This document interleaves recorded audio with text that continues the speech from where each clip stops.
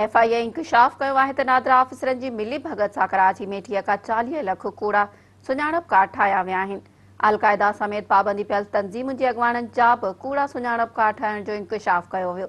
FIA जे director Aamir Farooqui चयो आहे त नादरा पाकिस्तान जे शहरनि जी डेटा लाइ ठाहियो वियो हो, पर नादरा जे कुझु ऑफिसरनि जी लालच सबबि गैर मुल्की एजेंसियुनि जे माण्हुनि जा कार्ड ठाहिया विया।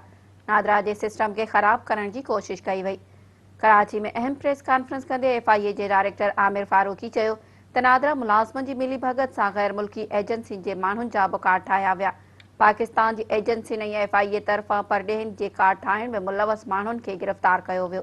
हुन चयो त अलकायदा जे माण्हुनि हितां जा सुञाणप कार्ड ठाराया। अब्दुल्ला बलोच सरदार मोहम्मद जे नाले सां पंहिंजो कार्ड ठारायो। भारतीय शहरी जो बि पाकिस्तान जो कार्ड ठारायो वियो।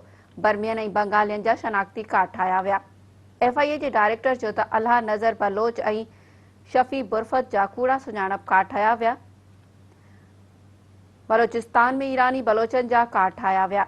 हुन चयो त सिंध जा ऑफिसर परॾेहनि खे सुञाणप कार्ड ठाहे ॾियण में मुलवस आहिनि। अमलदार नादरा जे सिस्टम खे सम्झनि था, उन तहत ई परॾेहनि खे कार्ड ठाहिया विया। हुन चयो त कूड़ा सुञाणप कार्ड जल्द ब्लॉक कया वेंदा, उन में मुलवस माण्हुनि खे जल्द गिरफ़्तार कयो वेंदो। उन हवाले सां कुझु अफ़गानी गिरफ़्तार कया विया आहिनि। हुन चयो त नादरा जे मुलाज़िमनि अफरोज़ इशफाक अहमद जमाली हिकु एजेंट खे गिरफ़्तार कयो वियो आहे। परॾेह मां डिजिटल करंसी जो कमु कंदड़ माण्हुनि खे बि गिरफ़्तार कयो वियो आहे।